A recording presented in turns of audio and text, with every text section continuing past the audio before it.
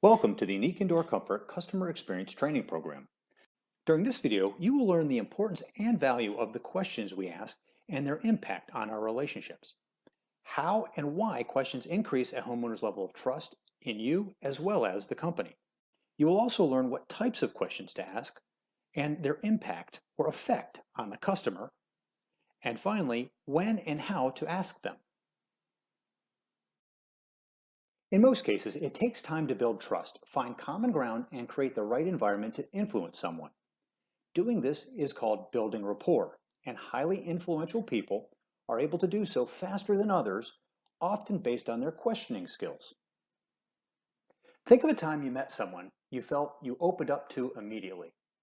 You just felt like sharing your story, and they felt like an immediate friend.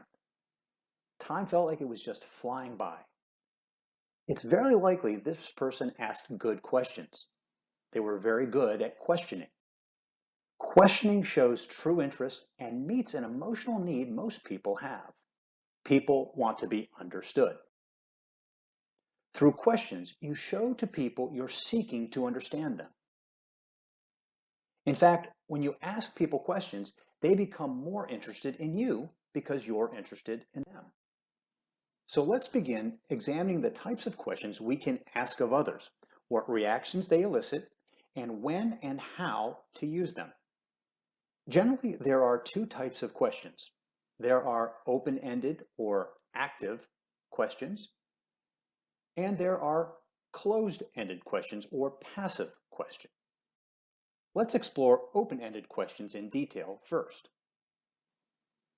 Open-ended questions are used to acquire details from someone. They elicit explanation, exploration, and analysis. Open-ended questions often begin with who, what, why, where, when, and how.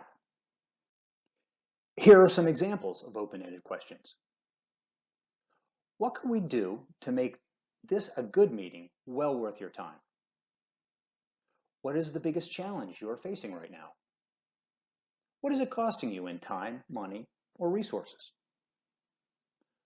What would be an ideal outcome? How did you end up in graphic design? What's an average day for you like? What would you attribute to your team's success? In addition to eliciting explanation, exploration, and analysis, open-ended questions are used to direct someone to share their thoughts or feelings. Open-ended questions can therefore be further defined as either thinking questions or feeling questions. An example of each include, what do you think about this system? It elicits an analytical or intellectual response. Versus, how do you feel about their reaction? This elicits emotional response. We'll discuss how and when to use each in a few moments. First, let's look at closed-ended questions. Closed-ended questions are often used to elicit a conclusion, a commitment, or decisions from others. They often begin with words such as is, are, do, can, has, was, were, does, could, should, and would. Examples of closed-ended questions include, do you have time to meet? Are you facing any of those challenges? Is this costing you anything? Should we begin?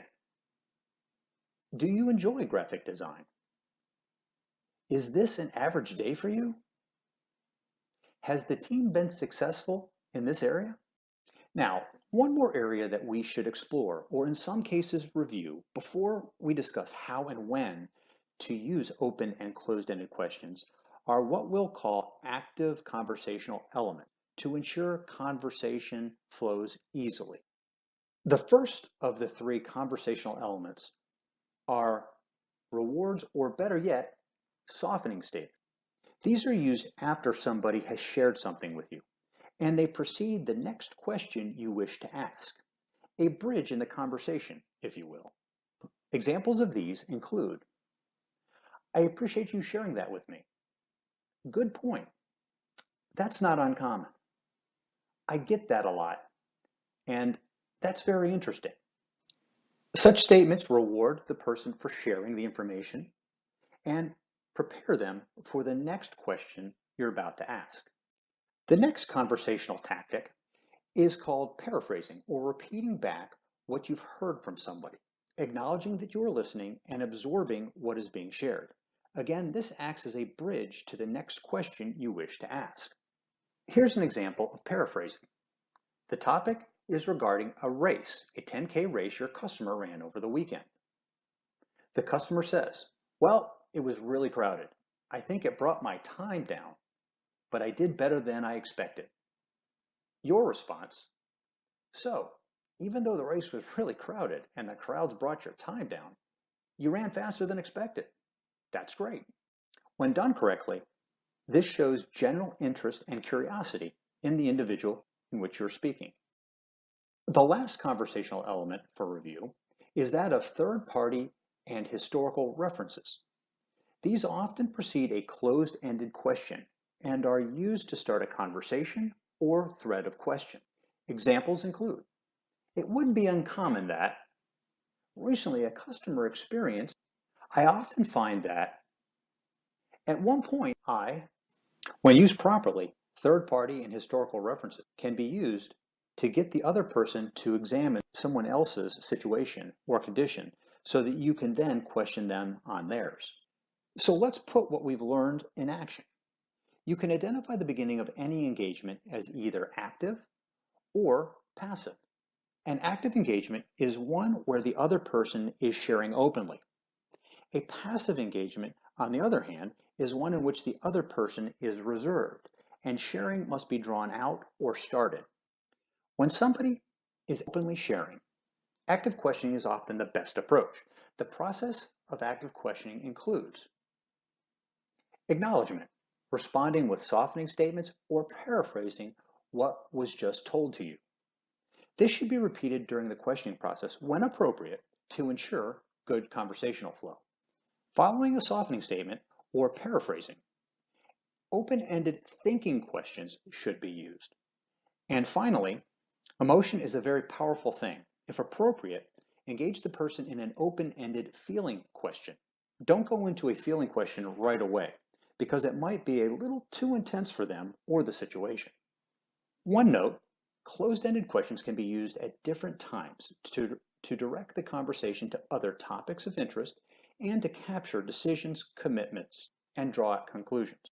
Here's an example of questioning when the other person is actively engaged. The customer says, "I actually ran a 10K race this weekend. You? That's wonderful. How well did you do?" The customer, "Well, it was really crowded. I think it brought down my time, but I did better than expected." You? "What were you expecting?" The customer, "Well, based on what I normally run, I expected to run 10-minute miles, but I ran it in 9.5-minute miles. In fact, it was the fastest I've ever run a 10K. Your response?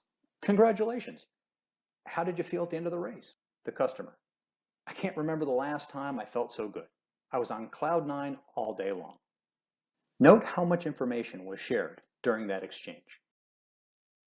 Now let's discuss how to engage and question somebody who is in a passive state or not openly engaged. The process for a passive engagement situation differs mostly up front. Rather than acknowledging what is being shared by the other person, we must get the other person to share so that we can then use open-ended questions to draw them out and prove to them our interest. This is often done by using a closed-ended question or the combination of a third-party reference plus a closed-ended question. Once they respond, open thinking questions should be used to engage and deepen your understanding of them and the topic at hand. If appropriate, open-ended feeling questions can also be used to draw out emotion.